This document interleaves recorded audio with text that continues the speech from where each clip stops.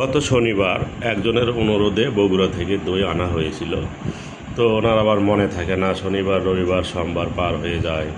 মঙ্গলবারে ধরার পরে বলে যে শনিবারের দই মঙ্গলবার হয়ে গেছে, এতদিনে হয়তো বা নষ্ট হয়ে গেছে। তা উনি আর নিতে রাজি নয়। ওনার নিজের এলাকায় দই নাকি ভালো, এরকম বুঝিয়ে চলে গেল। তো আজকে শুক্রবার, মানে এক সপ্তাহ পরে আমি এখন দইয়ের প্যাকেটটা খোলা হয়েছে।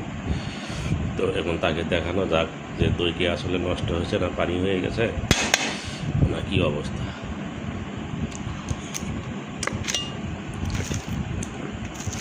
তবে এক সপ্তাহ পরে দই খাওয়ার পরে মুখে দিলে একটু চিনি চিনি ভাব মনে হয়, কিন্তু দইয়ের স্বাদ, গন্ধ, মিষ্টি কোনো কিছুই নষ্ট হয়নি।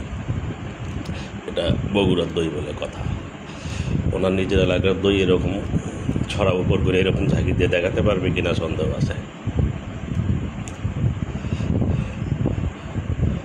এক সপ্তাহ পরের দই কিন্তু নর্মালে রাখা ছিল, আর দই বাসি হলে আরও স্বাদ বৃদ্ধি পায়।